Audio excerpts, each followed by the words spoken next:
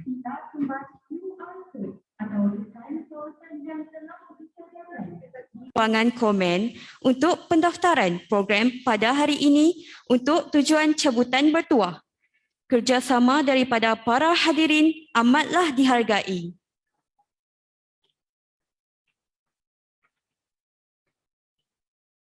Selamat pagi dan salam sejahtera. Saya Farah Natasha binti Ahmad selaku pengacara majlis pada hari ini. Ke Pekan Kuala membeli bingkai burung merah di pohon cemara. Majlis bermula, tirai dibuka. Assalamualaikum, pembuka bicara. Bismillahirrahmanirrahim. Assalamualaikum warahmatullahi wabarakatuh dan salam sejahtera. Yang berbahagia Dr. Zahidi bin Datuk Zainul Rashid, Pengerusi Persatuan Sejarah Lisan Malaysia.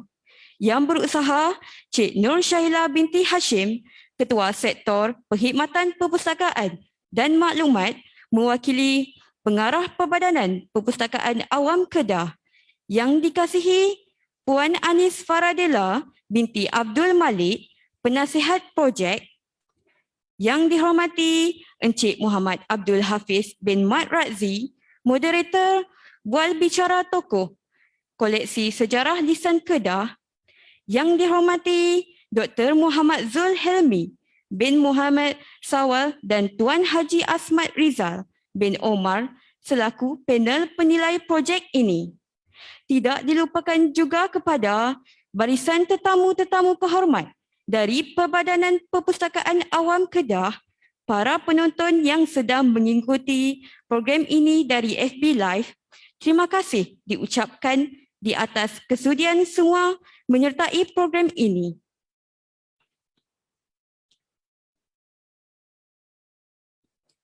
Tak molek jika ada alu tiada lesungnya, tak berguna jika ada dayung tiada perahunya. Tak berkat ilmu tanpa amalnya, tak lengkaplah majlis jika tidak ada yang berbicara. Oleh itu, majlis dengan ini ingin mempersilakan yang berusaha Cik Nur Syahila binti Hashim selaku Ketua Sektor Perkhidmatan Perpustakaan dan Maklumat untuk menyampaikan ucapan alu-aluan dan sekaligus merasmikan program kita pada hari ini. Majlis dengan segala hormatnya mempersilakan.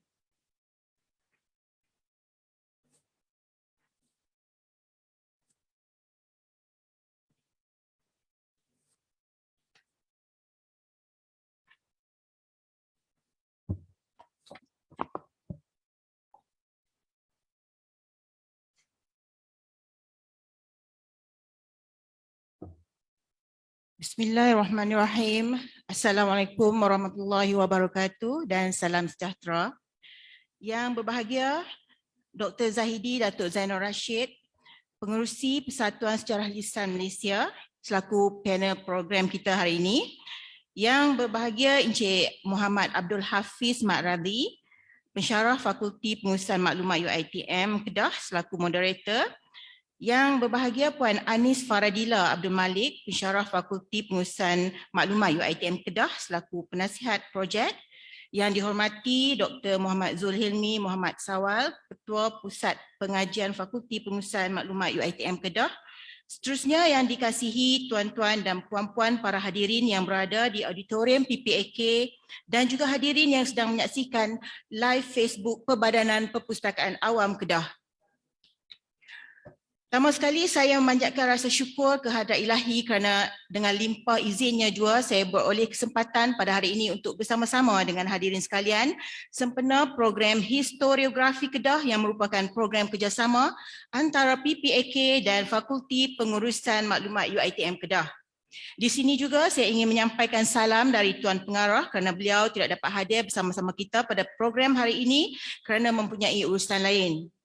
Saya ingin mengucapkan sekalung tahniah kepada seluruh ahli jawatan kuasa kerja yang terlibat dalam menjayakan program ini dan saya percaya kejayaan menganjurkan majlis ini adalah merupakan usaha murni dan terpuji yang sudah tentunya memerlukan pengembelingan banyak tenaga, idea dan kerja keras sehingga majlis ini menjadi kenyataan. Program kerjasama di antara Perbadanan Perpustakaan Awam Kedah dan UiTM Kedah ini sememangnya perlu diteruskan dari masa ke semasa, memandangkan ianya adalah manifestasi rakan strategik antara pihak perpustakaan dengan institusi pendidikan supaya dapat memberi manfaat kepada setiap lapisan masyarakat. Hadirin sekalian, hari ini kita amat bertuah kerana kita berkesempatan untuk menimba ilmu dari seorang insan atau tokoh hebat iaitu Dr. Zahidi bin Datuk Zainal Rashid yang merupakan pengerusi Persatuan Sejarah Lisan Malaysia. Dan untuk makluman, beliau juga merupakan mantan pengarah Perbadanan Perpustakaan Awam Negeri Kedah. Justru itu, pihak perpustakaan amat berbesar hati kerana Dr. Zahidi telah bersetuju menerima jemputan dari pihak PPAK untuk bersama-sama menjayakan program kita pada hari ini. Kerana secara peribadi bagi saya, beliau merupakan seorang yang mempunyai banyak pengalaman, seorang yang mempunyai banyak idea dan beliau juga seorang yang berani bersuara. Dan yang paling utama, beliaulah antara tokoh utama yang membangunkan koleksi sejarah lisan di Perpustakaan Awam Negeri Kedah. Hadirin yang dihormati sekalian, di Perpustakaan Awam Negeri Kedah, kami masih lagi giat untuk menjalankan aktiviti sejarah lisan dengan tokoh-tokoh negeri Kedah dalam pelbagai bidang. Koleksi sejarah lisan ini ditempatkan di unit koleksi Kedah dalam bentuk bahan rakaman dan juga transkripsi. Aktiviti sejarah lisan dilihat signifikan bagi mengumpul koleksi bahasa sejarah negeri Kedah sebagai rujukan pada masa kini dan akan datang. Penganjuran program historiografi Kedah ini bertujuan antara lain untuk merangsang semangat pelajar-pelajar dan masyarakat untuk mengetahui mengenai sejarah negeri Kedah melalui sumber sejarah lisan di samping memenuhi keperluan projek pelajar UiTM. Diharapkan melalui sesi bicara tokoh sejarah lisan yang akan memperkatakan tentang topik koleksi sejarah lisan Kedah ini akan dapat memberikan pendedahan dan informasi kepada golongan komuniti awam, pelajar dan penyelidik untuk mengetahui antara koleksi kandungan tempatan yang terdapat di Perpustakaan Negeri Kedah. Hadirin yang dihormati sekalian, akhir kata rasanya masih belum terlewat untuk saya mengucapkan selamat tahun baru 2022. Semoga tahun baru ini membawa kesejahteraan kepada kita semua. Bersamalah berdoa agar negara kita segera pulih daripada wabak COVID-19 ini.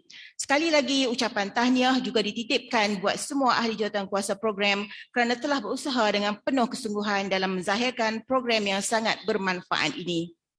Teruskanlah usaha, kudrat dan inisiatif murni tuan-tuan dan puan-puan semua dalam usaha memertabatkan nama baik jabatan dan institusi masing-masing. Saya sudahi dengan wabillahi taufik wal hidayah. Wassalamualaikum warahmatullahi wabarakatuh. Sekian. Terima kasih diucapkan kepada Yang Berusaha Cik Nur Syahila binti Hashim atas ucapan dan perasmian beliau sebentar tadi. Sebelum saya menyerahkan majlis ini kepada Encik Abdul Hafiz untuk memulakan sesi bual bicara sejarah lisan Kedah, saya dengan berbesar hati ingin menjemput semua yang hadir untuk bersama-sama menonton tayangan video montaj pembukaan program pada hari ini.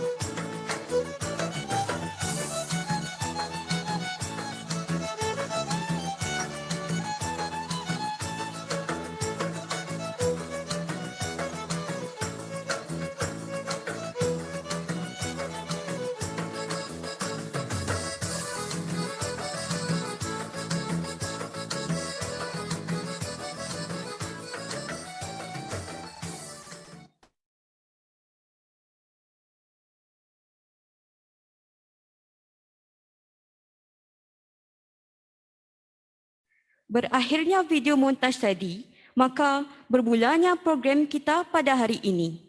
Tujuan program kita pada hari ini adalah untuk memberikan pendedahan dan informasi kepada orang awam mengenai koleksi warisan Kedah yang terdapat di Perbadanan Perpustakaan Awam Kedah dan turut memberikan peluang kepada orang awam untuk mempelajari seni warisan Melayu Kedah. Seterusnya, tanpa melengahkan masa lagi, majlis ingin menjemput Encik Muhammad Abdul Hafiz bin Mat Razzi selaku moderator untuk mengiringi Dr. Zahidi bin Datuk Zainul Rashid untuk naik ke atas pentas bagi memulakan sesi bual bicara kita pada hari ini. Dengan ini, majlis mempersilakan.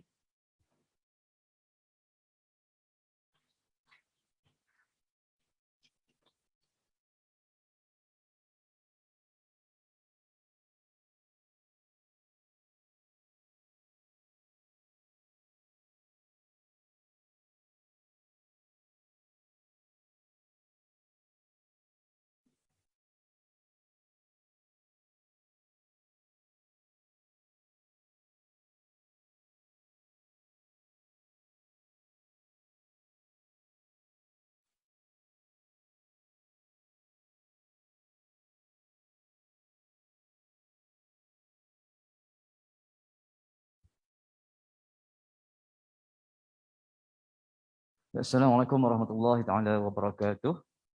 Selamat pagi. Alhamdulillah, syukur kepada Allah Subhanahu wa taala kerana pada pagi yang berbahagia ini kita dapat sama-sama berkumpul di dewan ini untuk menjayakan program yang kita namakan sebagai program historiografi Kedah Dan pada pagi ini kita akan berbual bicara bersama dengan tokoh kita yang telah dijemput khas untuk bersama-sama dengan kita bagi berbicara berkenaan dengan sejarah lisan negeri Kedah. Untuk makluman tuan-tuan dan puan-puan sekalian, termasuk tuan-tuan yang mengikuti di live FB Perbadanan Perpustakaan Awam Negeri Kedah, bersama-sama dengan kita pada pagi ini ialah yang berbahagia Dr. Zahidi bin Datuk Zainul Rashid, yang mana beliau merupakan tokoh yang terkenal di negeri kita, terutamanya di dalam bidang sejarah lisan, dan beliau juga ketika ini adalah merupakan pengerusi Persatuan Sejarah Lisan Malaysia. Dan untuk makluman juga, Dr. Zahidi adalah mantan pengarah Perbadanan Perpustakaan Awam Negeri Kedah. Dan beliau juga merupakan ahli jawatan kuasa eksekutif Persatuan Sejarah Malaysia. Jadi dengan pengalaman yang luas yang ada pada yang berbahagia Dr. Zahidi, insya-Allah kita akan dapat mengupas dan mendapat pelbagai informasi yang akan dikongsikan yang mungkin berguna pada kita pada hari ini dan juga untuk meneruskan penyelidikan terutamanya berkaitan dengan sejarah di negara kita amnya dan di negeri Kedah khususnya insya-Allah. Baik, alhamdulillah doktor, pagi ini nampak doktor masih alhamdulillah sihat doktor kita boleh guna ni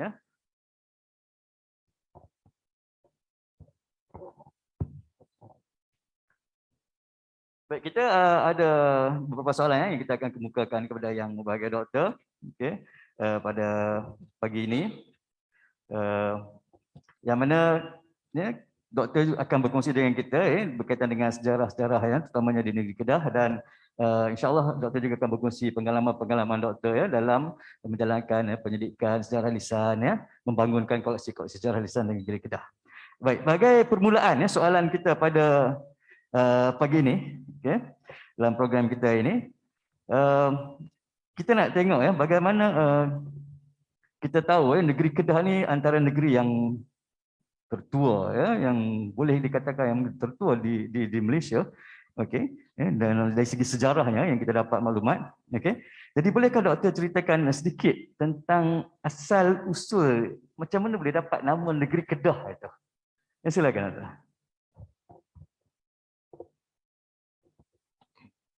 Buka ke tu? Boleh buka lah.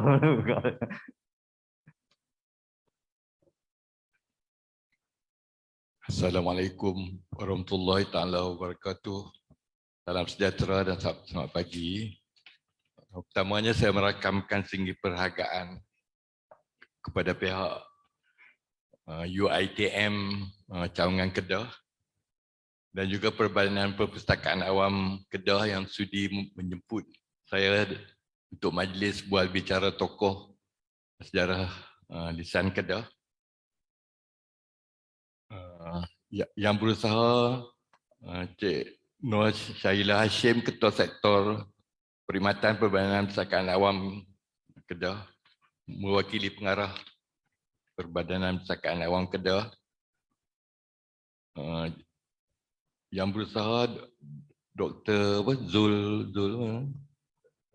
Zul Helmi, Ketua Pusat Pengajian Fakulti Pengurusan Maklumat UiTM Merebuk, Tuan Moderator Puan Anis, dan ada lagi kan pesara? Nama? Tuan Haji Asmat Rizal. Dan juga staf-staf PPAK dan juga mungkin dari UiTM ada pelajar-pelajar. Ada. Jadi saya merakamkan segi perhargaan lah kerana sudi menjemput saya dan saya pun sejak bersara, saya ingat dah 8 tahun, inilah kali pertama lah saya dijemput dan saya kembali ke perpustakaan ni sebab selalunya bila orang bersara ni dia balik kampung, tapi saya tak. Saya bersara ni saya pergi duduk di Pekan di Kuala Lumpur. Jadi itulah bersesuaian dengan majlis kita pada pagi ini iaitu bual bicara. Bual bicara ni sembang-sembang lah. Jadi tak adalah akademi dan Formal juga. ilmiah kan. Dan saya ingat yang pertama lah yang saya nak tekankan di sini, sebab apabila kita di bidang perpustakaan ni kita involve dalam sejarah lisan ni, ada juga di kalangan terutama ahli sejarah lah, pensyarah sejarah, dia mempersoalkan mengapa kita ni macam kata melibatkan diri dalam bidang sejarah. Sebenarnya sejarah lisan ni dia bukan sejarah saja kan. Jadi apa pun yang membentuk lisan ni dia anggap sebagai sejarah lisan. Dan kalau kata di Filipina ni, sejarah lisan tu dikaitkan dengan sejarah tempatan. Dan kita di perpustakaan awam ni, sebab setiap perpustakaan awam ni dia ada koleksi negeri. Koleksi negeri ni kita mengumpulkan bahan-bahan tentang sejarah tempatan. Selain pada bahan-bahan yang terbitan ni, kita ada juga bahan-bahan yang berbentuk oral, yang interview yang tidak ada yang dalam bentuk penerbitan kan. Jadi itulah sebab perpustakaan terlibat dalam sejarah tempatan, dan kita di perpustakaan ni kita mengumpul bahan ni untuk dokumentasi. Bahan ni dia tak kira lah sejarah ke budaya ke warisan. So itulah sekadar mukadimah. So, untuk menjawab soalan Cik Hafiz tentang asal usul nama Kedah. Asal usul nama Kedah ni sangat bersesuaian dengan bual bicara ni, dan saya sebagai pengerusi Persatuan Sejarah Lisan Malaysia, dan juga tadi Cik Nur Syahila pun ada sebutlah tentang koleksi Kedah kan, koleksi Kedah.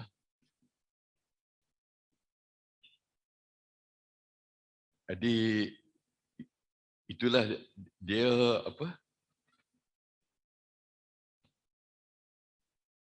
dia sebenarnya tentang sejarah lisan ni, sebelum saya nak menjawab soalan moderator tadi, sejarah lisan ni di Malaysia lah, ramai orang keliru antara sejarah lisan dan sejarah oral tradition dan oral history. Dan dia keliru. Ada yang benda tu oral history dikatakan oral tradition dan oral tradition dikatakan oral history. Jadi perkara ni kita telah ditegur dalam satu webinar yang kita adakan dengan Dr. Fernando Santiago, iaitu Naib Presiden Philippine Historical Association.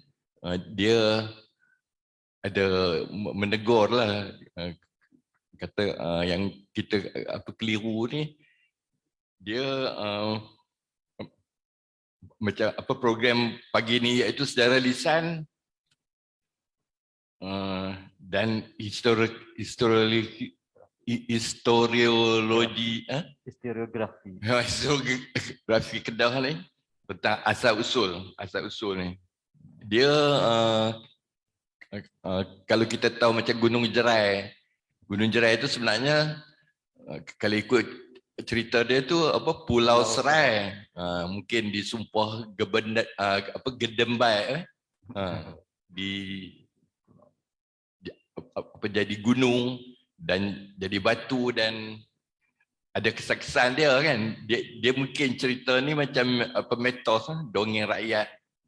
Tapi benda tu kita tengok dari segi bukti-bukti sejarah ni, kalau kita ke Gunung Jerai tu saya pernah tengok ada batu kapal, ada bentuk manusia, bentuk ikan. Jadi kalau ikut tu dari segi oral tradisi dan oral history ni, kita tak boleh untuk kesahihan bukti dia dan untuk menjawab soalan yang pertama ni, saya belum jawab lagi, iaitu Tan Sri Rais Yatim dalam persidangan Dewan Rakyat pada tahun, saya ingat tahun 2011 lah, telah mencadangkan supaya diadakan satu kajian tentang asal usul nama negeri-negeri di Malaysia ni. Dia cadang dalam Parlimen, dan pihak UPM, Universiti Putra Malaysia, telah menyahutkan cadangan ni dan telah menyediakan dana untuk penyelidikan dan penerbitan. Dan saya ingat tak lama lah, baru-baru ni saya ada jumpa dengan ketua penyelidik yang menghasilkan buku etimologi tentang asal usul nama negeri-negeri ni di Malaysia. Dia seorang kawan saya lah, rakan saya ketika berkhidmat di Dewan Bahasa, dan dia sekarang dah menjadi Profesor Madya di UPM, dan dia ada 3-4 orang tim lah yang menjalankan kajian tentang projek. UPM telah menyediakan dana lah untuk penyelidikan dan penerbitan tentang asal usul nama negeri-negeri di Malaysia, dan kajian ni dia mengambil tentang asal usul dari sumber-sumber Parsi, Sanskrit, Cina, India, dan saya berkesempatan lah baru ni berjumpa dengan beliau, dan saya berkesempatan belilah ada buku yang diterbitkan, dan bila saya terima soalan ni, alhamdulillah lah, saya bolehlah jawab. Kalau tidak, saya pun tak tahu kan. Kalau tanya orang Kedah, tokoh sejarah dia pun tak tahu apa asal usul nama Kedah. Tapi kalau tanya saya tentang asal usul nama Johor tu, saya senang boleh jawab, sebab Johor tu asal dia dari perkataan Arab jauhar, bermakna permata yang berharga. Kalau Mek Kedah, saya pun tak tahu nak jawab. Dan nombor satu ni sebelum kita tahu apa makna Kedah ni, Kedah tu sendiri kalau kita lihat dari sejarah dia, kalau British dia panggil Kedah. Kedah, Quedah. Kedah. Kalau Arab, dari sumber Arab dia panggil Kalha. Kalau India, sumber India dia panggil Kadaram. Jadi ini pun saya ingat, bolehlah pihak UiTM Kedah buat kajian pasal apa nama tu berbeza-beza. Kan? Ini pun mungkin dia ada sebab-sebab dia lah, kan. Dan kalau ikut buku etimologi tu, Kedah ni dia kata bermakna watikah. Bermakna watikah iaitu yang dibawa oleh Raja Meru Mahawangsa ke Nusantara. Itu satu. Yang kedua dari sumber Arab pula, Kedah ni dia kata bermakna perangkap gajah. Perangkap gajah ni untuk makluman lah, Kedah ni dulu mengeksport gajah. Gajah di Afrika tu pun dieksportkan ikut rekod tu daripada Kedah. Tapi yang mengagumkan kita macam mana dibawa gajah dari Kedah ke Afrika tu, guna kapal besar mana kan. Itu satu teknologi lah dulu. Dan dari sumber British pula dia kata Kedah ni bermakna mangkuk padi. Mangkuk padi ni mungkin Kedah ni dia dulu banyak sawah padi lah. Kedah sebagai negeri jelapang padi. Itulah setakat yang saya boleh jawab soalan yang pertama. Tetapi tidak ada jawapan yang spesifik. Dan ini saya nak kait sikit lah. Bila kita mengadakan seminar sejarah Kuala Lumpur, di Kuala Lumpur timbul polemik tentang siapa membuka Kuala Lumpur.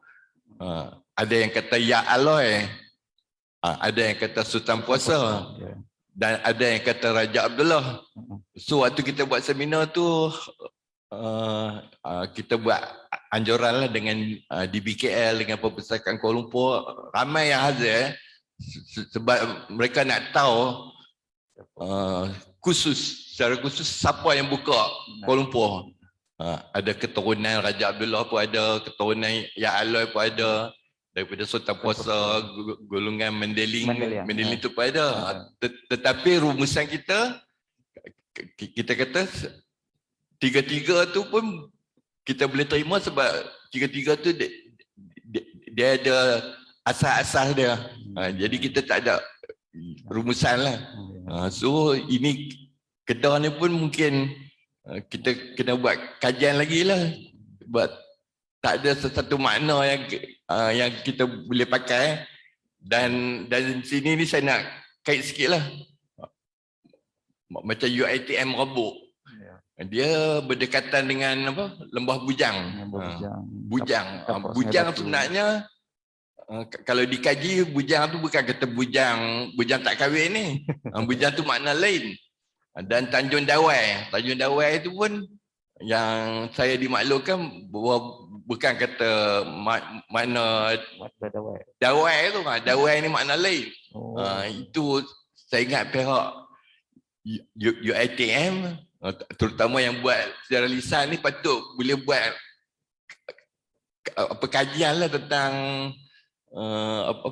perkara-perkara ni kan yang berdekatan dengan kita tu. Kan. Itulah. Betul. Panjang pula soalan pertama. Okey. Betul. Dari segi itu pun kita memang nampak ada pelbagai nama lah yang dibawa, ada daripada Arab namanya lain, daripada India namanya lain kan. Daripada British sendiri pun lain. So kepelbagaian dekat situ Jadi kita mungkinlah boleh lagi macam sekarang ni pun masih ada banyak kajian yang sedang dibuat untuk mendalami tentang Kedah ini, dan mungkin satu hari nanti kita akan dapat yang lebih khusus tentang asal usul ya sebenarnya nama ya. Tapi kalau kita tengok pun memang pelbagai orang pelbagai nama lah yang dia bagi kan, macam kita sendiri pun kan ya, dengan kawan kita panggil nama lain kan, dengan adik-beradik kita panggil nama lain kan. So itulah keadaannya ya. Jadi rumusan yang doktor dah buat begitu tadi itu maknanya kita meraihkan kepelbagaian perbezaan nama yang dibawa oleh pendatang yang datang ke negeri kita untuk berdagang pada masa dulu lah ya. Dan sejarah kita pun bermula cukup lama kalau kita mengkaji Sungai Batu pun kita tengok tahun 788 sebelum Masihi sudah ada tapak pelabuhan dekat situ dan ada teknologi peleburan besi semua di situ kan ya. So sangat hebat sebenarnya negeri Kedah kita ni. Baiklah, itu sebagai permulaannya ya. Dan kita teruskan soalan yang seterusnya kepada yang berbagai doktor. Kalau kita lihat di negeri Kedah memang kita ada tokoh-tokoh yang awal dulu yang membangunkan negeri Kedah antara tokoh-tokoh moden yang kita lihat membangunkan negeri Kedah seperti Datuk Wan Muhammad Saman pernah menjadi Perdana Menteri Kedah. Jadi bagaimana Doktor melihat peranan tokoh-tokoh ini dalam pembangunan negeri Kedah ketika dulu tu? Dia negeri Kedah ni dia unik dan menarik. Sebab di Kedah ni, Kedah melahirkan 3 Perdana Menteri. Almarhum Tengku Abdul Rahman, Tun Dr. Mahathir dan juga Datuk Ahmad Saman. Tapi Datuk Ahmad Saman Perdana Menteri Kedah. Tapi dia Perdana Menteri juga lah. Kan?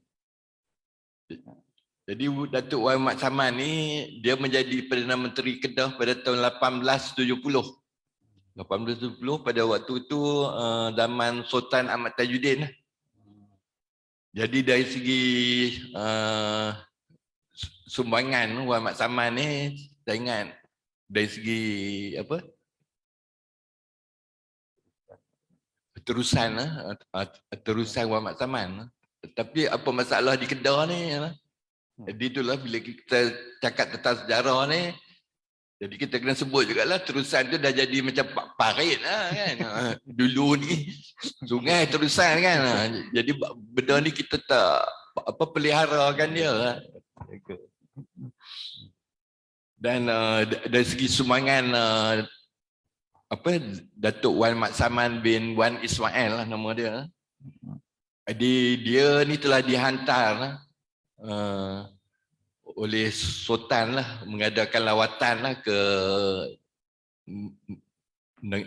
negeri dan negara-negara yang maju lah pada waktu tu. Macam di tanah Melayu ni Pulau Pinang lah, Pulau Pinang, Singapura lah. Dan dia sini lah sebab ni bual bicara jadi saya pun nak bersembang lah. Jadi akal-akal ni timbul tentang Francis Light, tentang kata Kedah, Pulau Pinang, hak Kedah perlu dikembalikan kan. Jadi tak tahulah bagi saya kalau kata kita marah kat Francis Light tu ambil Kedah, tapi sebab ambil Pulau Pinang dari Kedah tu sebab oleh British ambil tu lah. Jadi Pulau Pinang ni dia dari segi agak ni apa maju lah kan pada Kedah kan. Dia apa mungkin zaman law ni dia sekarang ni kita tak tahu kan zaman dulu ni Kedah tu di Pulau Pinang dia ada tram, dia ada trolley bus, dia ada sistem pengangkutan yang tercanggih lah di Asia Tenggara sebab British dia ditabir oleh British.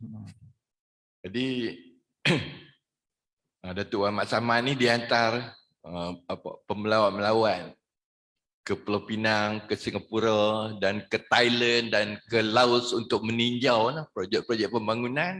And then bila dia balik dia merangkakan pembangunan lah di Kedah. Pembangunan ni yang pertama dari segi ekonomi ni Dia membuka ladang kopi, ladang cengkeh, ladang apa pala di Bukit Pinang.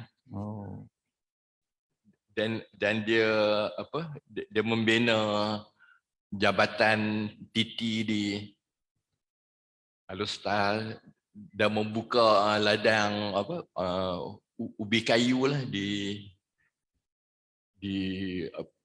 Bukit Pinang kot. Dan juga lombong bijih lah di Kulim. Ya. Dan dari segi pendidikan, dia membuka sekolah, sekolah Jawi di Lepai, sekolah Melayu Changlun, sekolah Melayu di Kulim dan sekolah Melayu di Jalan Baru. Jadi antara kejayaan dia yang besar ni, dia membina terusan lah, sepanjang 30 km lah dari Alostar ke Gurun. Projek ni dia siap dalam 10 tahun kot, dan menggunakan kaedah tradisional. Ada teknologi yang khusus, gali guna cangkui ke macam tu. Mengambil masa 10 tahun dan menggunakan sistem kerah dan buruh kontrak. Itulah sumbangan Datuk Ahmad Saman. Dan kalau ikut di Alostar ni, dia ada bangunan Sultan Muhammad Saman, dia ada lorong Muhammad Saman, dia ada sekolah nama sekolah Muhammad Saman sebagai menghargai jasa-jasa dan sumbangan Muhammad Saman. So yang tu lah. Kalau kita sebut ni, Datuk Muhammad Saman memang kalau di Kedah ni memang kita nampak dari segi sumbangan dia terutamanya kepada pertanian lah ya. Kita nampak bagaimana dia membuka terusan yang cukup popular lah ya.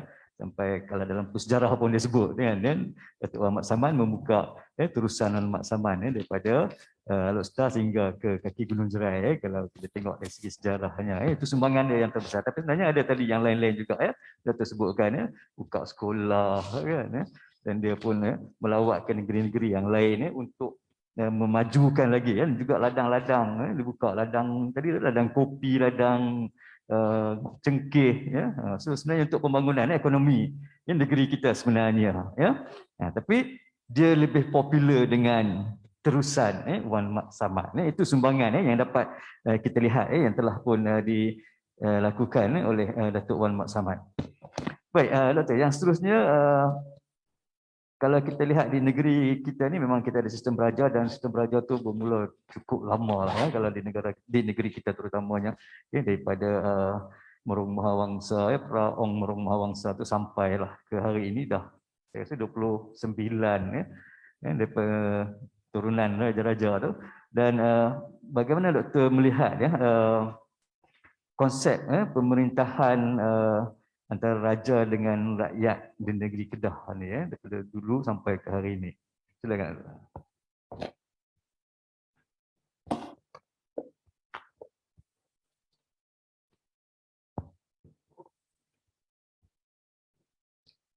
Dia di Kedah ni dia ditadbirkan oleh Sultan, institusi kesultanan yang berasal daripada tradisi tempatan yang berasaskan kepada sistem ketuhanan.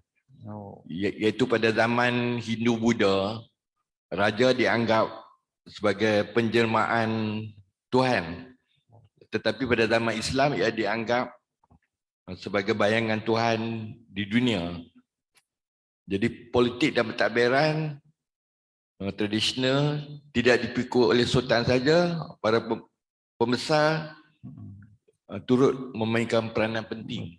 Jadi itulah pentadbiran institusi kesultanan yang diamalkan di Kedah pada waktu disokong oleh pembantu-pembantu sultan, pentadbir-pentadbir politik yang membantu untuk sama-sama membangunkan negeri Kedah ini.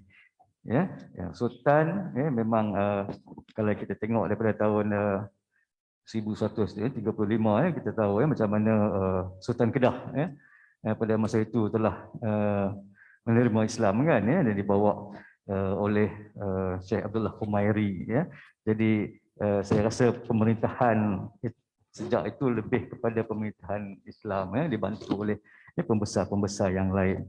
Baik Doktor, yang seterusnya kalau kita tengok dari segi rujukan sejarah dalam menentukan dia kata siapakah Raja Kedah yang pertama dalam mentadbir Kedah pada awal penubuhannya. Katanya ada dua versi ya. Satu yang menceritakan Sultan Kedah dari segi versi tarikh Salasilah negeri Kedah, dan satu lagi dari versi hikayat Merung Mahawangsa. Mungkin Doktor boleh bagi penjelasan sikit tentang dua rujukan itu. Dia untuk kita memahami dan mendalami tentang sejarah Kedah, kita ada dua sumber lah, iaitu Hikayat Merung Mahawangsa dan Al-Tarikh Salasilah Negeri Kedah. Dua sumber ni, tetapi Hikayat Merung Mahawangsa ni sebab dia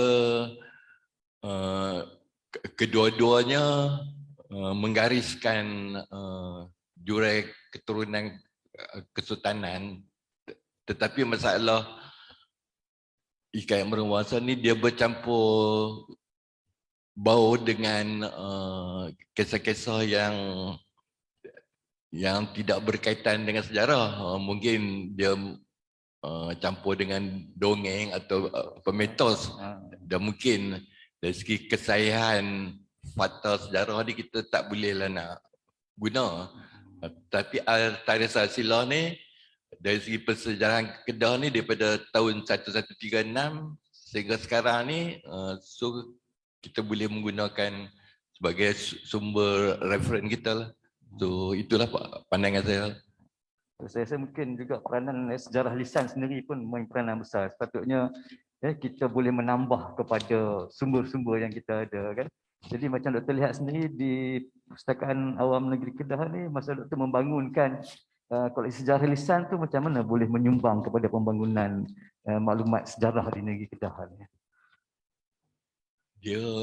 Dia itulah dari segi bahan-bahan sejarah ni, dia ada banyak bahan-bahan yang kurang lah dari segi dokumentasi, dari segi penerbitan bahan-bahan, bisa kata tentang zaman Jepun di Kedah.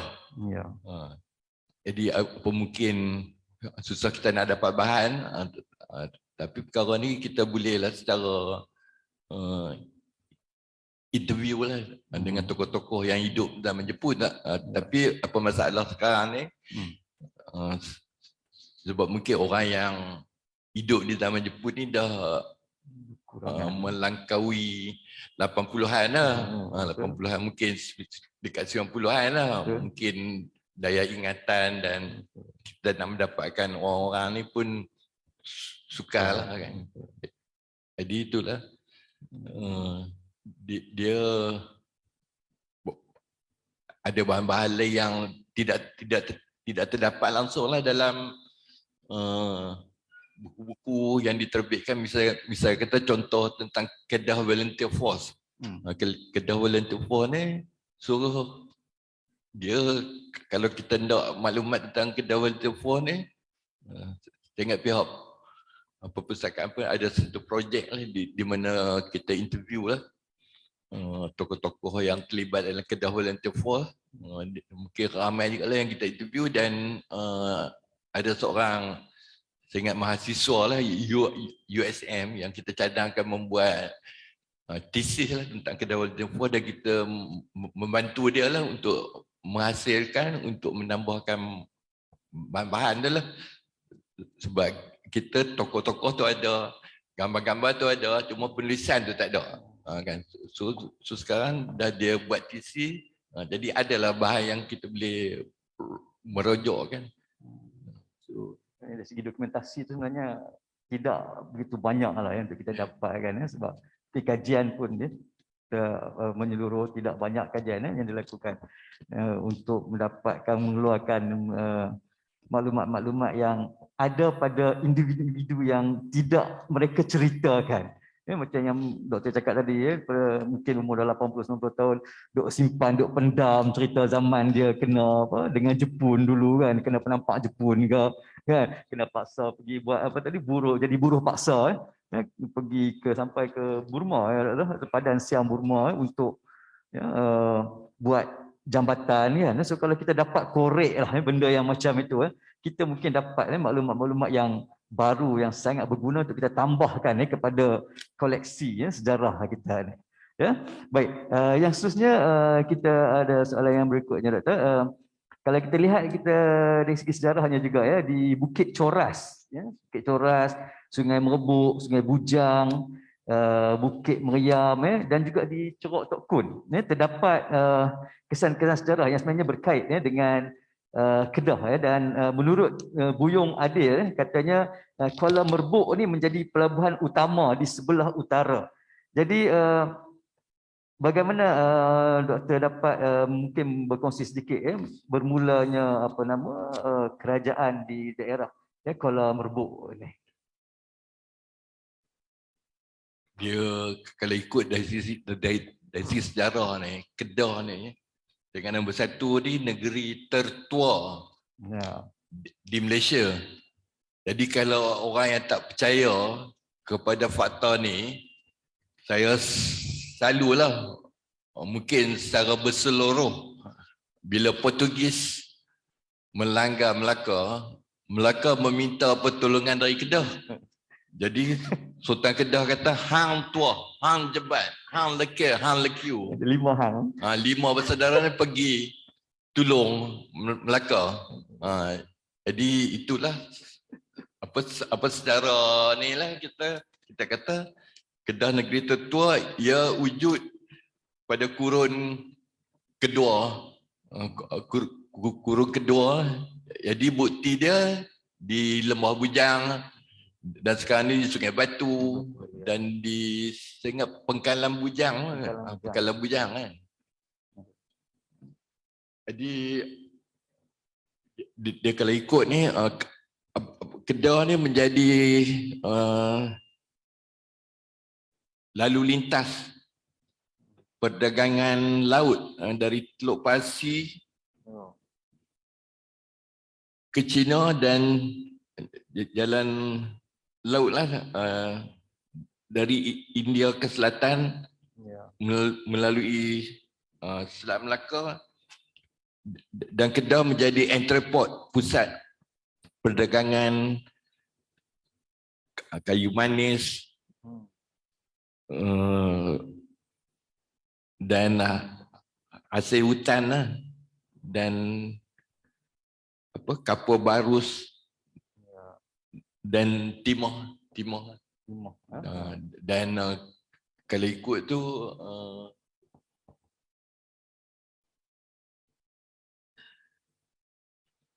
memang itulah dia sebagai ni lah, dia pusat perdagangan. Pusat perdagangan lah dulu. Kalau kita tengok dulu, kalau kita belajar geografi, dia kata Singapura pelabuhan entrepot ni kan, tapi awal daripada tu lagi Kedah ni dulu memang dah adalah sebuah pelabuhan entrepot dengan adanya pelabuhan di Sungai Muda dan kalau di Sungai Merbuk di Sungai Merbuk. Dan kalau kita tengok pun kajian-kajian terbaru sekarang ni pun memang ada kesan-kesan pelabuhan yang tinggalkan di kawasan Sungai Batu tu, yang bertarikh 100-200 tahun sebelum Masihi. Maknanya memang dah lama sebenarnya kan kita punya Kedah ni sebagai pusat pelabuhan untuk mengeksport barang-barang yang seperti doktor sebutkan tadi timahnya lah rempah atusnya lah kan. So itu hebat sebenarnya negeri Kedah kita ni Dia kalau boleh saya ingin menambah bahawa pengembara Cina Aisin nama Aisin dalam perjalanan ke Nalanda dulu ada Universiti Nalanda di India tu, jadi dia kena berhenti di Lembah Bujang tu selama 6 bulan situ sebab nak ikut apa pertukaran angin tu untuk perjalanan laut tu. Ya. Jadi dikatakan pada waktu itu di Lembah Bujang ni ada apa perpustakaan. Kan pada tahun tu lah. Pada zaman tu dan perkara ni pun saya ada maklum kepada dulu apa mantan dulu lah Menteri Penerangan apa Tan Sri Zainuddin Maidin. Saya secara sembang cerita macam ni ya. Lepas tu malam tu rupanya dia apa dalam TV keluar cerita Aisin tu kan. Hanya saya sembang macam tu, saya pun dengar orang cerita kan. Betul tak betul. Itulah cerita tu. Aisin dalam mengembara tu nak pergi ke India, dia terpaksa singgah di Kedah dulu kan, sebab ada perubahan angin tu untuk bawa dia ke India. 6 bulan dia kena duduk di Kedah sebelum boleh berlayar semula sebenarnya. Sebab apa saya kait dengan dia sebab masa tu kita nak bina sebuah perpustakaan dekat Merbuk tu kan. Perpustakaan awam yang Merbuk tu. Okey. So itu dah lama sebenarnya. Cuma itulah kan seperti macam kita sebut tadi lah kalau kita boleh mengkaji dengan lebih mendalam kan benda-benda yang macam perpustakaan tadi yang kita pun tak fikir zaman Aisin dulu tahun 100-200 Masihi sudah ada perpustakaan di Lembah Merbuk kita kan. So itu hebatnya sebenarnya orang kita ni hebat, cuma mungkin banyak bila penjajah datang kan kita punya kehebatan tu ditutup dan kita tidak tahu kan. Sepatutnya lah kita buat lagi kajian-kajian, tak apa sejarah lisan pun kita dapat jumpa orang yang mungkin ada simpan maklumat-maklumat tu, kita boleh bertanya kan, dan mereka akan menceritakan dan boleh menambah saya sebut tadi kepada koleksi-koleksi yang kita ada. Mungkin nanti perpustakaan awam negeri Kedah bersama dengan UiTM Kedah kan kita boleh bekerjasama insya-Allah kan untuk mengkayakan lagi sumber-sumber ini dan diletakkan di perpustakaan dan orang ramai boleh melihat boleh datang, boleh mengkaji dan boleh mengetahui lebih banyak tentang sejarah dan asal-usul kita insya-Allah. Baik Doktor.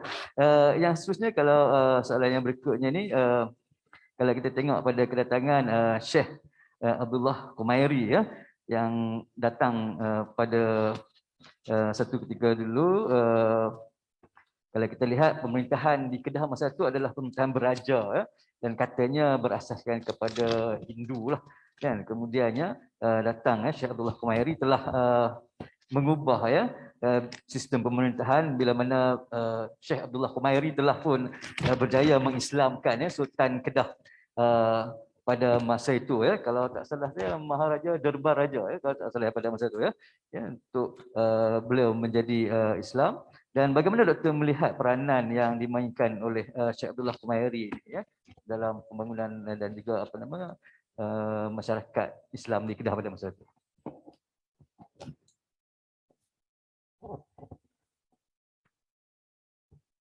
Dia Maharaja Derbar Raja kedua tu lah telah memeluk Islam yang diislamkan oleh Syekh Syekh Abdullah Al-Gamani Gamani pada tahun 1136 dan dia telah memakai nama Sultan Muzaffar Shah. Dan saya ingat di Merbuk tu makam ada kan, makam Sultan Muzaffar Shah. Dan lepas itu dia bila Sultan tu memeluk Islam diikuti oleh para menteri dan kemudian tu rakyat jelata pun mengikutlah, telah mudahlah bila tengok Sultan tu sendiri masuk Islam kan. Jadi itulah bila Sultan memeluk Islam, menteri, lepas tu rakyat dia. Jadi itulah bermulanya Kesultanan Kedah lah, dari 1136 dan kalau ikut dari sejarah ni dia jurai keturunan tu tak putus lah. Dan mungkin sekarang dah nak dekat 1000 tahun lah. Mungkin dia anggap salah satu kesultanan yang tertua lah di Malaysia dan mungkin di dunia lah kalau ni. Saya nak sebut dunia tu tak tahu apa berani tapi mungkin lah kan, kemungkinan lah. Itulah hebatnya Kedah ni. Dia punya tu tak putuskan daripada Sultan Muzaffar sampai ke hari ni kan. Dia Yang ke-20 berapa 29 kan pemerintahan sultan kita sekarang ini ya. So itu ya. Maknanya kalau kita tengok balik sebenarnya bila Syekh Abdullah Khumairi berjaya mengislamkan ya, Sultan Kedah pada masa itu, so pembesar pun senang ikut kan, rakyat pun tengok Sultan dah Islam, pembesar pun dah Islam kan, so mereka pun dengan lebih mudah ya, untuk ikut, so dapat menerima ya. Dan kalau ikut kajian yang dikatakan pada masa itu pun sebenarnya mudahnya sebab rakyat Kedah sendiri pada masa itu mengamalkan monoteism, satu percaya kepada satu Tuhan. Sebab tu dia orang mudah untuk menerima bila Syekh Abdullah Khumairi ya, berjaya mengislamkan ya, Sultan Kedah pada masa itu. Baik, soalan yang seterusnya Doktor, yang kita ada kat sini, kita nak tengok Kepulauan Langkawi pula. Ya, kalau kita tengok, kita kata Pulau Langkawi Permata Kedah. Ya, tapi tak boleh kita panggil Johor, boleh panggil Johor ya, tenang. Johor Kedah Permata. Okey. Sebagai pusat pelancongan ya, yang unik ya, dan menarik di Kedah ni, mungkin ada sikit sejarah yang mungkin Doktor boleh sebutkan ya, berkaitan dengan Pulau Langkawi. Mungkin Doktor boleh kongsi dengan kita? Dia Langkawi ni, Permata Kedah ni, saya ingat di zaman Menteri Besar dia Ustaz Azizan lah, yang menggelarkan Langkawi ini sebagai Permata Kedah. Dan bila kita bercakap tentang pelancongan di Langkawi ini, saya sukalah kalau kita membandingkan Pulau Langkawi ini dengan Phuket dan Bali ya. Jadi apa kelebihan Langkawi? Dia mungkin Phuket ni kelebihan dia mungkin ada night life dia kan. Tapi di Langkawi ni ada kot night life tapi pasal malam kot kan. Itulah. Dan nombor satu, saya ingat yang unik, yang menarik Langkawi ni sebab dia pulau bebas cukai. Mungkin Phuket, mungkin Bali dia is not a free duty kan. Jadi bila bebas cukai ni dia tarikkan orang untuk ke Langkawi lah. Jadi kita pergi Langkawi ni untuk nak beli mungkin barang murah lah kan. Barang murah, coklat ke, barang-barang import. Dan selain daripada tu, Langkawi ni dia terkenal, dia ada mistik dia, mitos dia, legenda dia. Saya ingat macam Masuri, itu pun sebagai satu tarikan ni. Dia tidak ada orang yang berdarah putih, tapi di Kedah disebut Masuri ya. Dua puteri berdarah putih, Masuri dan Puteri Lindungan Bulan tu. Kan? Dan bila kita sebut ni pula kena sebut pula lah raja pula kan.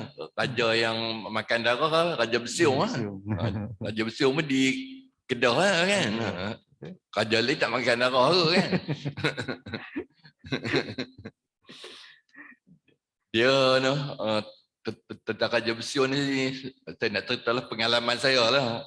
Apa semasa di perpustakaan ni, dia itulah lah, kita kerja perpustakaan ni bukan kata apa susun buku ya kan.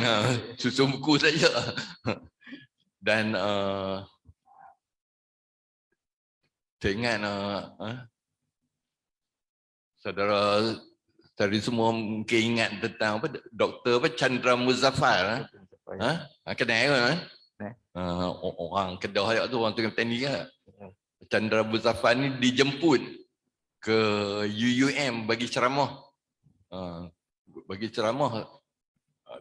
Tetapi pada waktu tu Sultan Kedah lah.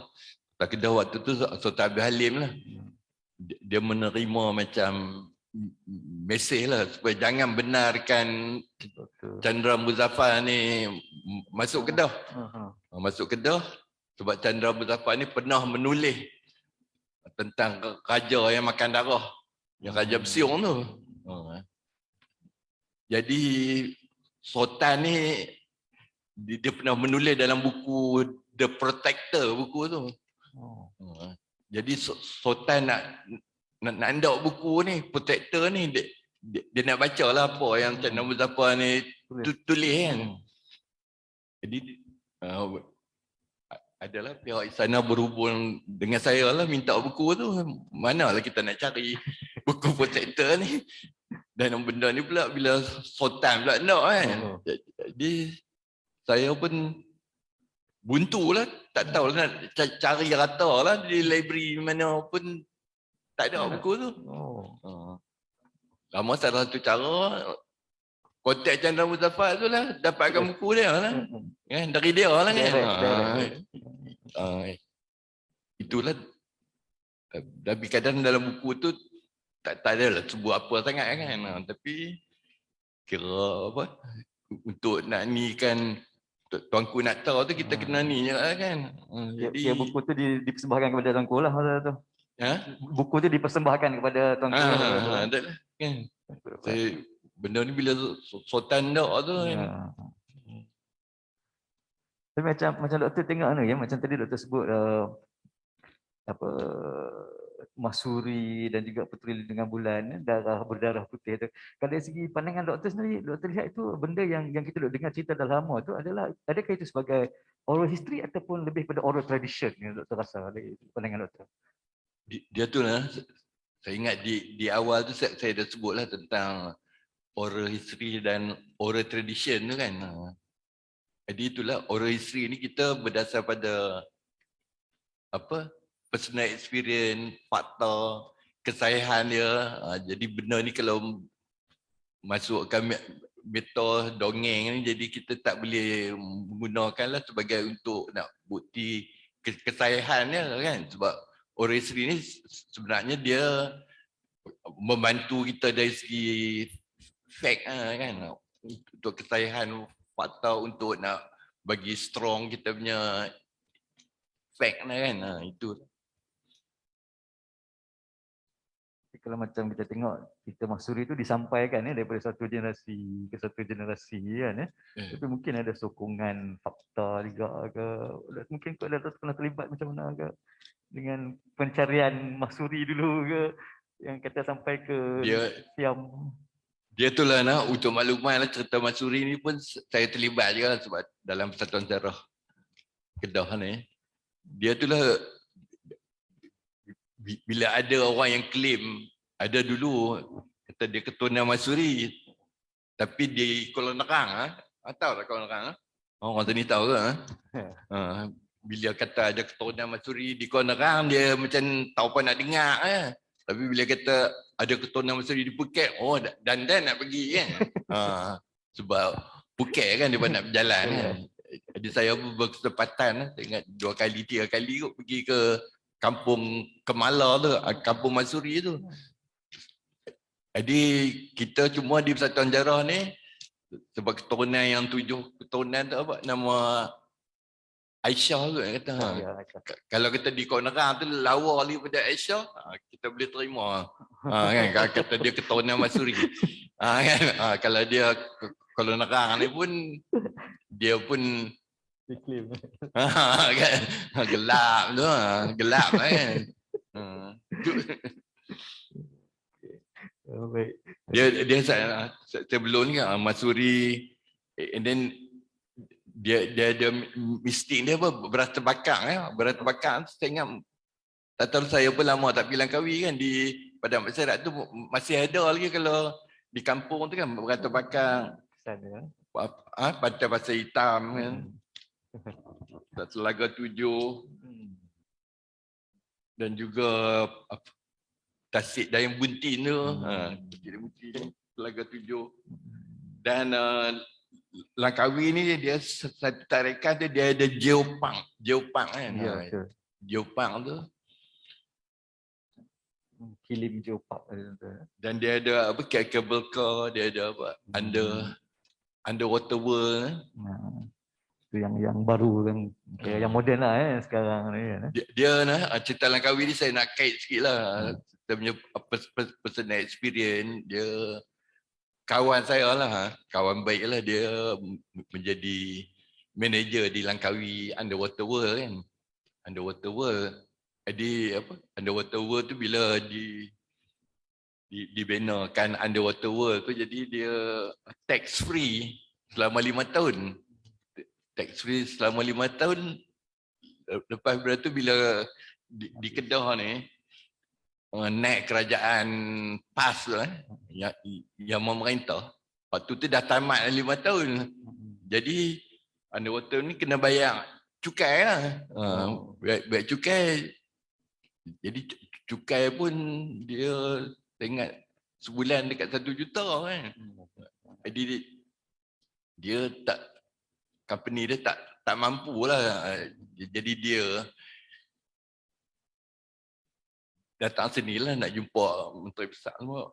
Melalui saya lah nak minta kecuali kan, sebab kabel car pun dia awal-awal tu dia apa tax exempted for 10 years.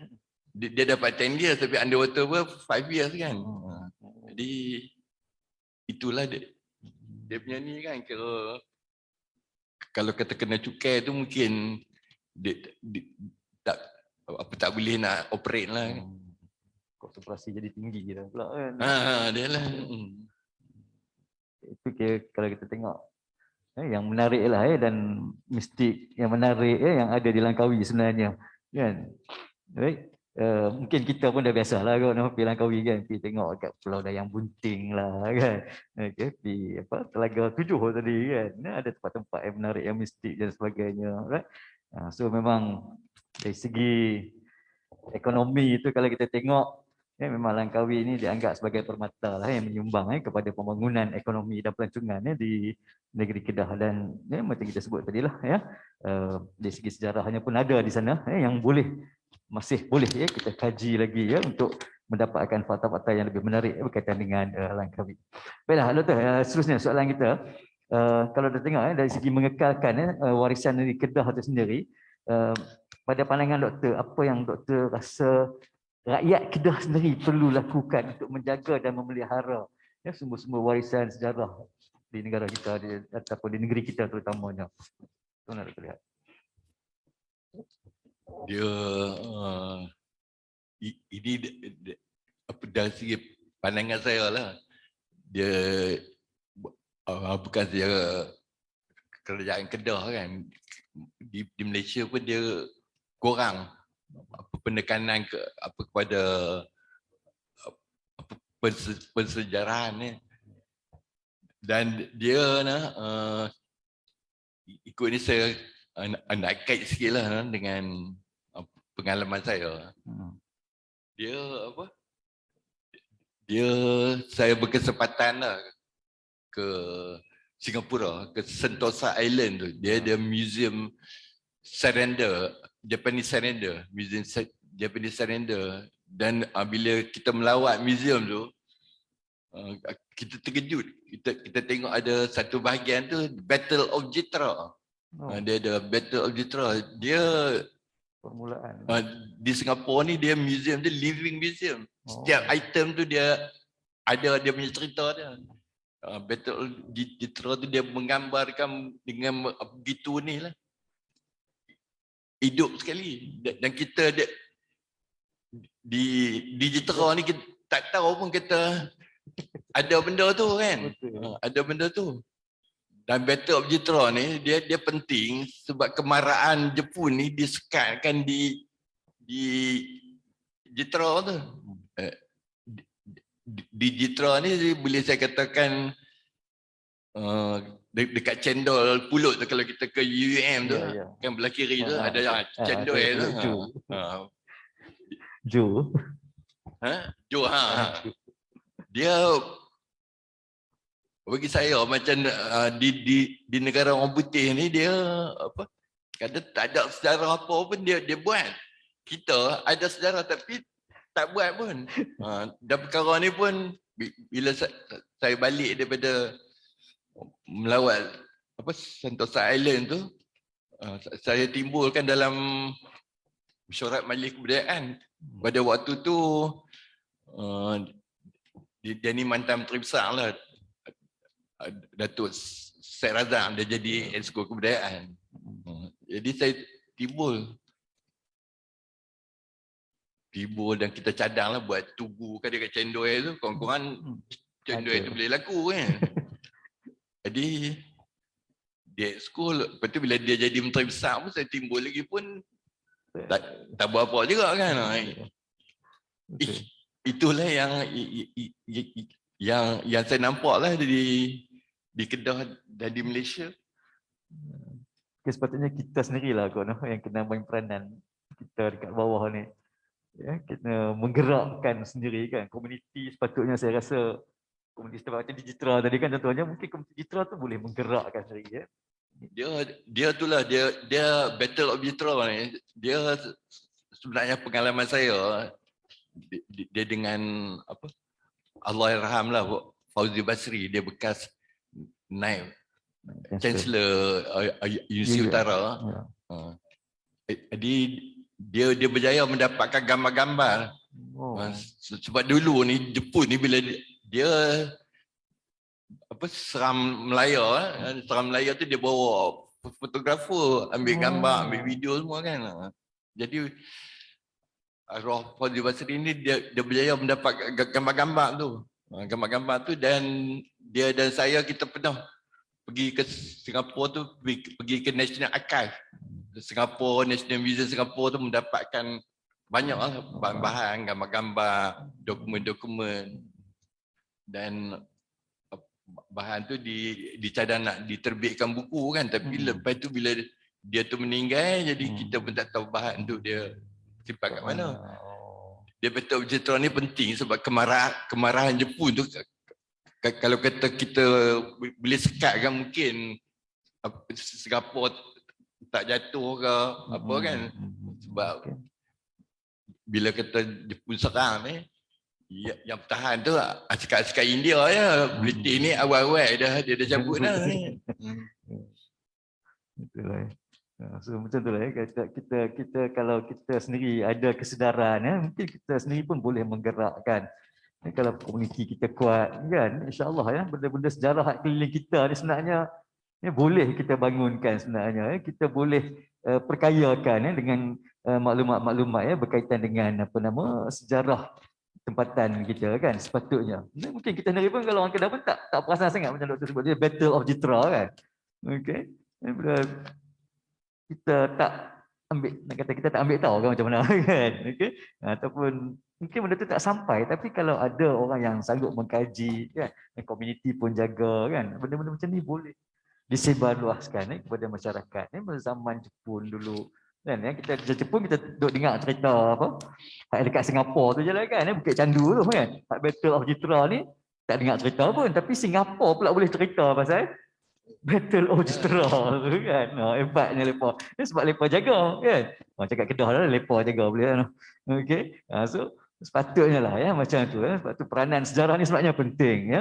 Sejarah lisan ke yang kita ada ni kena dikaji dan diberikan keutamaan. Masyarakat sendirilah ya sebenarnya. Okay, dan institusi pendidikan pun sama juga kena mainkan peranan. Baik, yang khususnya doktor sebelum kita tutup soalan kita, mungkin ada 1-2 soalan lagi. Dalam era pembangunan Malaysia moden sekarang ni, okay, kita lihat di Kedah memang ada banyak tokoh-tokoh yang dilahirkan yang menjadi ikon seperti Tunku Abdul Rahman, Tun Mahathir, Tan Sri Syed Mokhtar sendiri contohnya kan.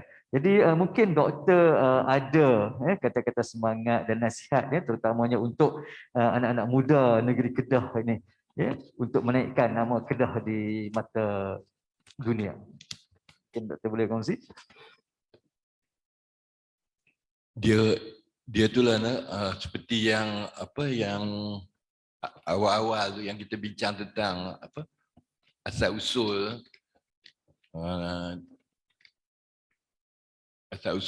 nama negeri ni.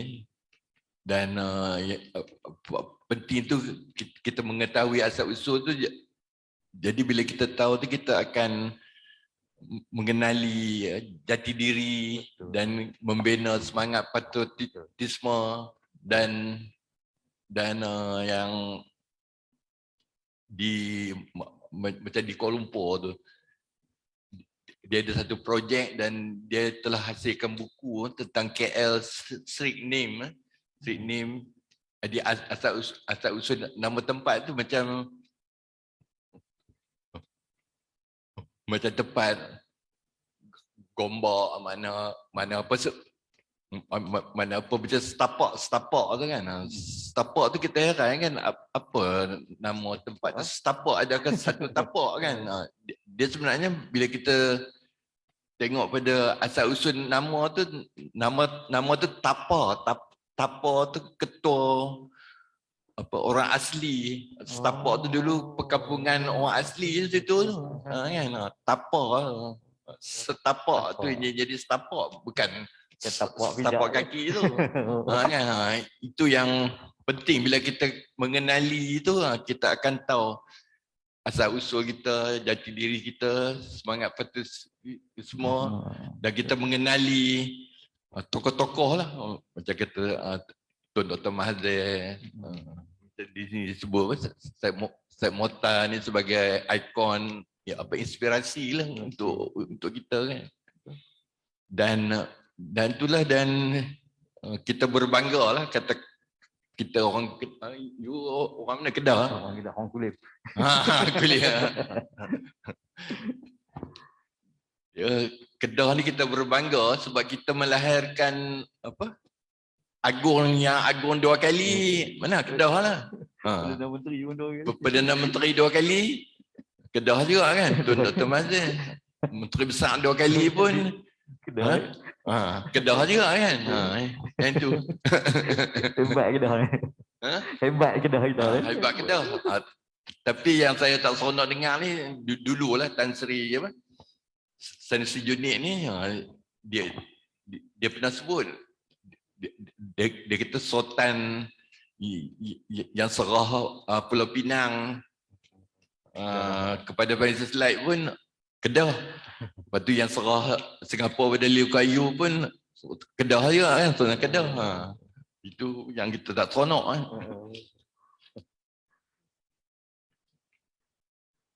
Jadi mungkin ada lagi kalau nak tambah akhir kata sebagai penutup kita pada pagi ini, mungkin bagi semangat sikit dekat pelajar-pelajar kita ataupun anak muda kita, supaya menghargai sejarah dan sebagainya. Mungkin ada Doktor nak sampaikan sekali lagi.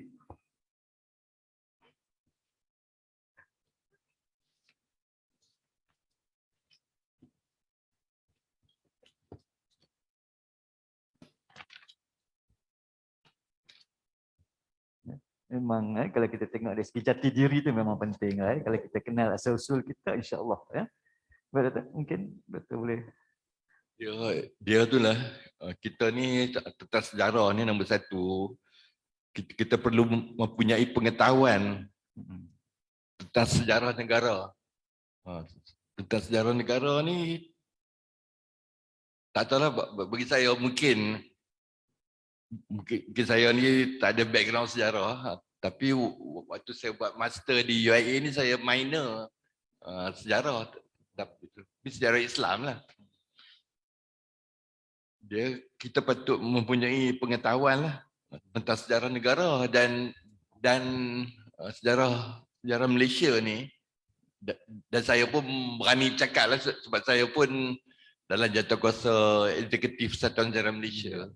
Dia kalau kita nak mengkaji sejarah Malaysia ni, kita tak boleh mengkaji sejarah Malaysia ni secara keseluruhan. Sebab kita ni kita ada negeri-negeri bersekutu, federated state, kita ada unfederated state, negeri tak bersekutu, dan kita ada negeri-negeri selat. Kan? Jadi kita tak boleh nak melihat sejarah tu secara keseluruhan. Kita kena lihat negeri selat macam mana, negeri bersekutu macam mana, negeri tak bersekutu macam mana macam Negeri Selat tu ditakbirkan oleh British di India. Dan Negeri Selat ni kalau kita kaji ni, dia ada apa, Pulau Pinang, dia ada Melaka, dia ada Singapura. Kalau dulu ni kita tengok dinding di Perak tu pun dulu dia Negeri Selat. Lepas itu baru dia masuk bawah Perak. Dan Negeri Selat dulu, Cocos Island pun Negeri Selat, Christmas Island pun Negeri Selat. Dan kalau kita lihat negeri-negeri tak bersekutu tu seperti Kedah, Perlis, Pulau Pinang, Terengganu dan Johor. Dan Johor ni kalau kita lihat tentang sejarah Johor ni dia kalau ikut ni, dia kesultanan dia tu tak pernah kata di bawah jajahan British. Jadi kalau ikut nak menuntut kemerdekaan ni, dia tak ada tuntut kemerdekaan sebab dia memang dia tak pernah ditakbirkan oleh British kan. Itulah kalau kita lihat sejarah kita ni, kita kena memahami dia tak sama dengan negeri kan. Dan kita ditakbirkan oleh 11 sultan kan. Dan sultan pula berbeza-beza kan, berbeza-beza. Itu yang kedua ni, kita patut memahami tentang sejarah ya negara. Dan kita lihat ni, kalau kita skit dulu, bila skit nak buat expedition ke negeri tak bersekutu, kata skit tu nak main ke Kedah tu, dia kena pergi Bangkok. Bangkok tu minta macam visa nak masuk Kedah tu. Kan? Itu yang patut kita tengok. Kita tahulah dia punya ni kan, bukan macam. And then mengetahui tentang peristiwa sejarah negara. Peristiwa sejarah negara ni dia macam kemerdekaan. Macam kemerdekaan tu bagi saya lah macam kata UMNO tu dia perjuangkan hidup Melayu. Dia bukan untuk merdeka. Yang merdeka ni apa? Ahmad Bustamam, KMM tu, Ibrahim Yaakob. Depa ni yang berjuangkan untuk kemerdekaan tanah Melayu. UMNO dulu, Dato' On tu kalau kita tengok dia hidup Melayu kan. Hidup Melayu. Then kita pula Raja-Raja Melayu. Raja-Raja Melayu ni, kalau kata almarhum Tengku Rahman ni, kita kata dia menyatukan berbilang kaum. Berbilang kaum. Tetapi satu faktor yang kata mungkin kita tak nampak ni, dia menyatu sultan-sultan ni, raja-raja ni. Bukan senang kan nak menyatukan raja-raja, tapi raja-raja menghormati Tengku sebab dia pun anak raja. Kan? Itu yang bagi saya penting lah. Tapi mungkin yang dari sejarah ni korang disebut dan korang nampak benda tu kan. And then bisa kita peristiwa ni macam di Kedah ni, kita kena ni kata peristiwa memali, rundingan Balintok tu. Dia Balintok ni macam kata mungkin dalam koleksi Kedah ada buku sejarah yang lama-lama, dan saya sukalah baca buku sejarah yang lama-lama, especially macam kata buku tentang Tengku Rahman yang Harry Miller tulis, Aziz Saab tulis, banyak buku yang lain tu. Dan ada yang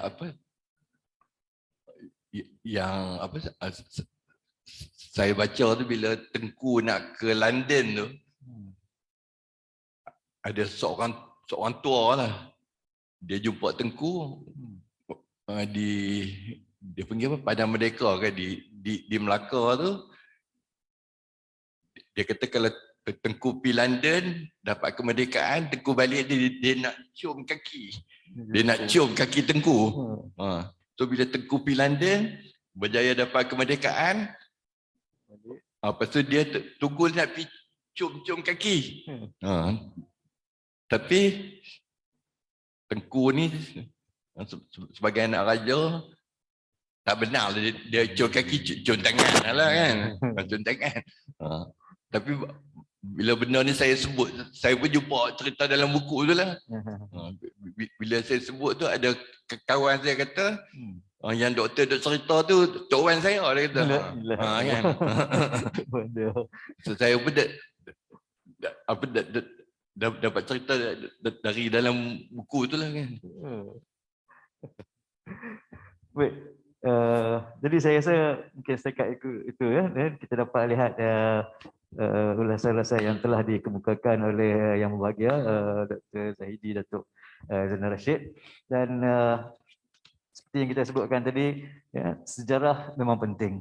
Baik, ya, sejarah kita kena kenal asal usul kita, dan insya-Allah jika kita kenal asal usul kita, sejarah ni dapat dipelihara, ya, tak kira sejarah biasa, sejarah lisan dan sebagainya, ya, dan benda-benda macam ni sangat penting untuk pembangunan jati diri kita dan juga untuk pembangunan negara kita amnya.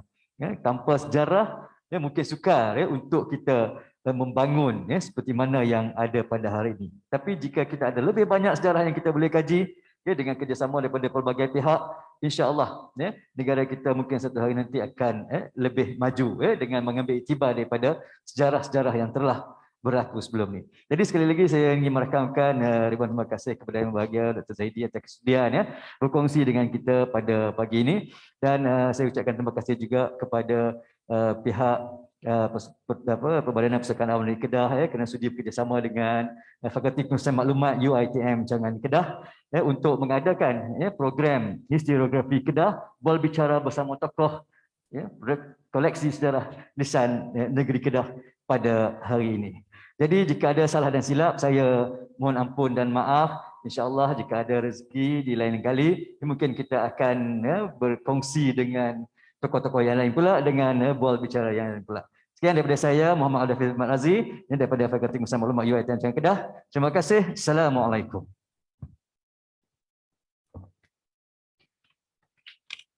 Majlis merakamkan ribuan terima kasih kepada Dr. Zahidi bin Datuk Zainul Rashid kerana sudi berkongsi mengenai koleksi sejarah lisan Kedah. Setelah mendengar perkongsian dari doktor, saya merasakan penonton-penonton pada hari ini sangat bertuah dapat mendengar sejarah lisan ini.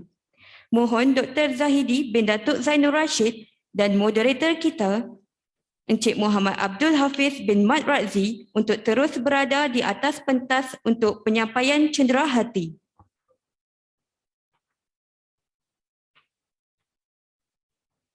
Seterusnya, dijemput Puan Anis Faradela binti Abdul Malik naik ke atas pentas untuk menyampaikan cenderahati kepada Dr. Zahidi bin Datuk Zainul Rashid dan Encik Muhammad dan Encik Abdul Hafiz. Dipersilakan.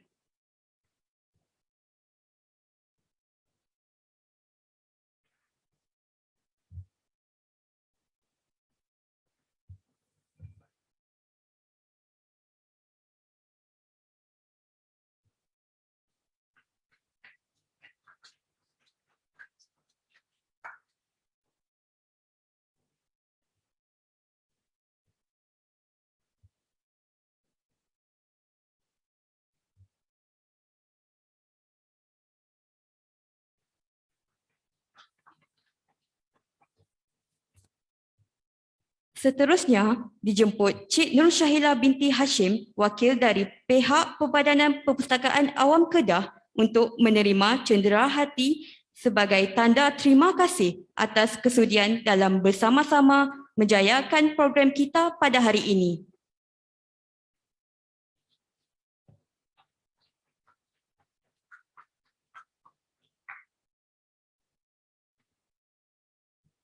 Terima kasih diucapkan kepada Puan Anis Faradela binti Abdul Malik, kerana sudi menyampaikan cendera hati tersebut.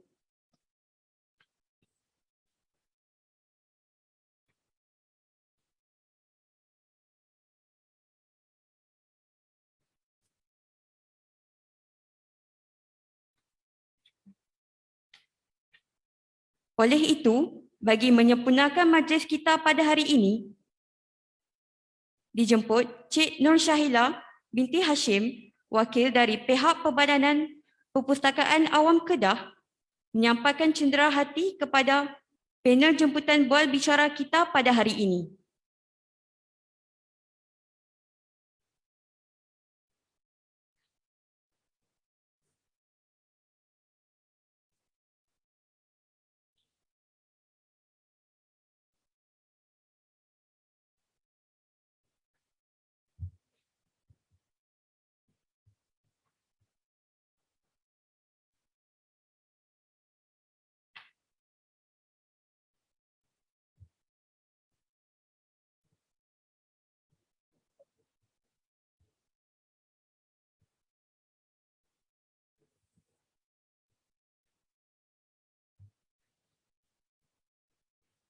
Sekali lagi, majlis merakamkan ucapan setinggi-tinggi penghargaan kepada Puan Anis Faradela binti Abdul Malik dan Cik Nur Syahila binti Hashim atas kesudian menyampaikan cendera hati.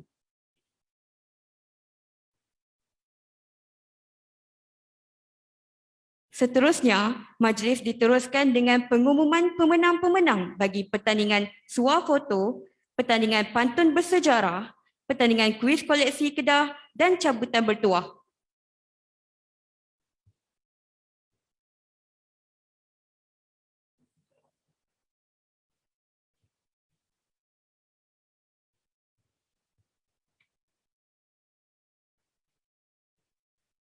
Bagi pemenang pertandingan kuis koleksi Kedah, jatuh kepada yang pertama, Nur Syaza Syazwani binti Muhammad Sobri. Tempat kedua, Nur Syaza Sahira binti Muhammad Sobri. Dan tempat ketiga, Nurul Ifa binti Jamain.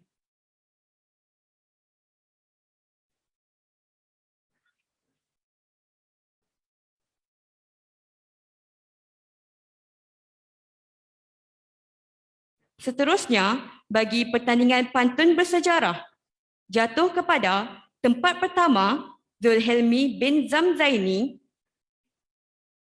Tempat kedua,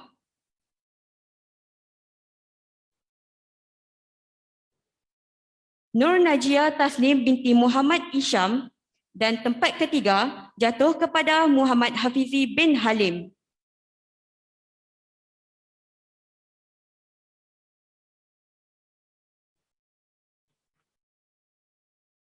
Bagi pemenang pertandingan suafoto atau selfie historiografi Kedah, jatuh kepada tempat pertama, Iyad Fatih bin Afnan Hamimi.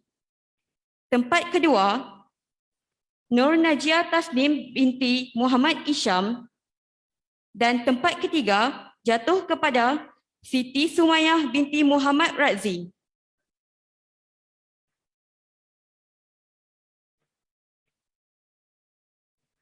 Turut diucapkan tahniah kepada pemenang-pemenang sagu hati.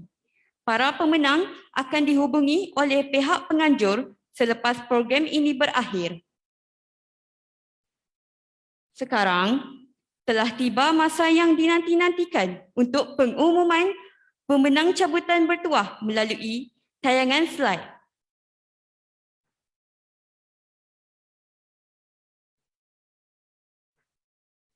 Pemenang bagi cabutan bertuah jatuh kepada pertama, Nur Rahaina binti Rahimi.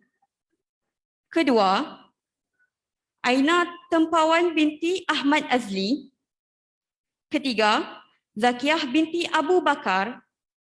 Keempat, Asma binti Ali. Kelima, Nurul Adilah binti Muhammad Desa.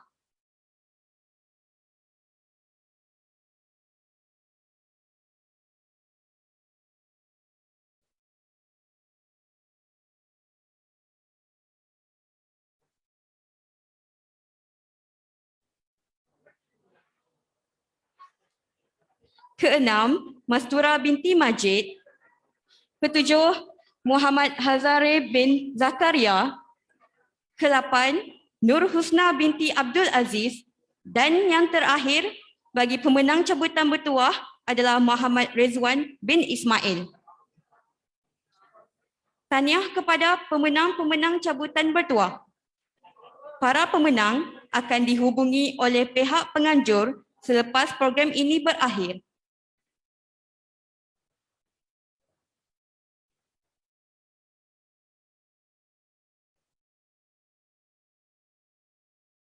Sidang hadirin sekalian, adat berbahasa menyampaikan pesan, adat upacara menyampaikan ucapan. Sebelum mengakhiri program ini, saya diberi amanah untuk mewakili Ketua Projek Program Historiografi Kedah dan barisan ahli jawatan kuasa yang lain ingin mengucapkan ribuan terima kasih kepada Dr. Zahidi selaku panel bual bicara tokoh, Encik Muhammad Abdul Hafiz sebagai moderator. Tidak lupa juga, saya ingin mengucapkan setinggi-tinggi penghargaan kepada Perbadanan Perpustakaan Awam Kedah atas kesudian menerima pelawaan pihak kami untuk bekerjasama menganjurkan program historiografi Kedah ini. Budi baik Cik Nur Syahila binti Hashim, Encik Abdul Rahman bin Mat Zain, Encik Muhammad Rehan bin Baharom dan Encik Muhammad Nur Hamdani bin Muhammad Nur Azni amatlah kami hargai. Terima kasih juga kepada Puan Anis Faradela binti Abdul Malik sebagai pensyarah yang mengajar subjek ini. Dengan tunjuk ajar dari beliau, kami berjaya mengatasi rasa gentar dan berjaya mengadakan program yang sebegini. Terima kasih diucapkan kepada Dr. Muhammad Zulhelmi dan Tuan Haji Asmat Rizal yang hadir ke majlis ini sebagai panel untuk menilai dan memberi markah pada program hari ini. Untuk makluman, Dr. Muhammad Zulhelmi adalah merupakan Ketua Pusat Pengajian bagi Fakulti Pengurusan Maklumat UiTM Kedah. Para hadirin yang dihormati, adik-adik yang masih bersekolah di sekolah menengah yang sedang menonton di FB Live, izinkan saya membuat sedikit promosi. Marilah memilih jurusan pengurusan perpustakaan sebagai pilihan pertama anda semasa mengisi borang UPU nanti ya. InsyaAllah ada ruang, bolehlah kita berjumpa di UiTM Kedah. Sebelum majlis bersurai, saya ingin menjemput Dr. Zahidi bin Datuk Zainul Rashid, Encik Muhammad Abdul Hafiz, Cik Nur Syahila binti Hashim, Puan Anis Faradela binti Abdul Malik dan juga para hadirin naik ke atas pentas untuk sesi bergambar. Dipersilakan.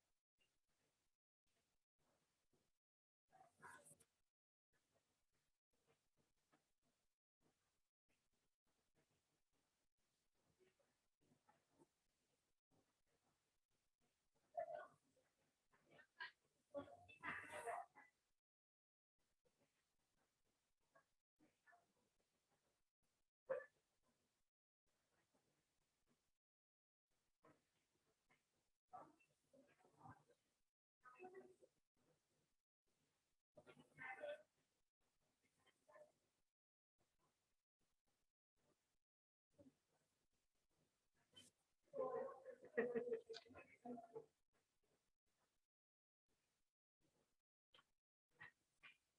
lagi. Berapa dah?